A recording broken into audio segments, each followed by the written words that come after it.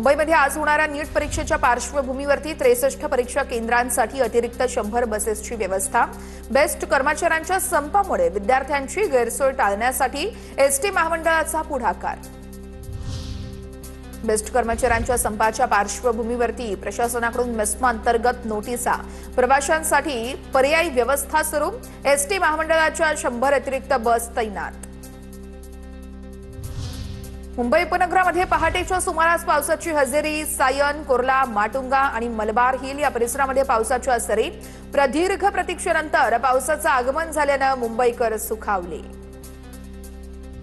मुंबई शहरामध्ये पावसाची जोरदार हजेरी। छत्रपती शिवाजी महाराज पार्क या परिसरामध्ये जोरदार पाऊस, तर भर पावसामध्ये तरुणांनी क्रिकेट खेळण्याचा आनंद लुटला।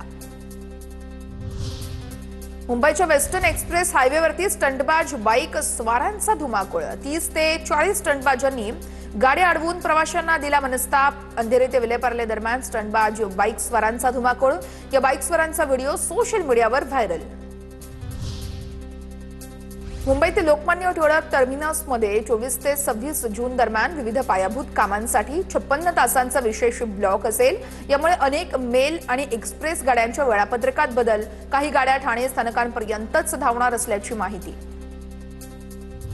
मुंबईमध्ये झोपडपट्ट्यांचं टप्प्याटप्प्याने पुनर्वसन केलं जाणार आहे। मुंबईमध्ये तब्बल 6 लाख घरांचं क्लस्टर होणार आहे।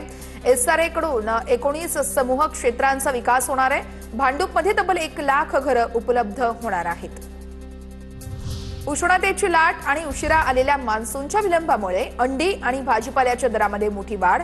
अंड्यांचे दर 74 ते 80 रुपयांवरून वाढून 90 ते 96 रुपयांपर्यंत गेलेत प्रति डझन हे दर आहेत। उत्पादन घट आणि पक्ष्यांच्या वाढत्या मृत्यू दरामुळे मागणी पुरवठ्यामध्ये तफावत निर्माण झाली आहे।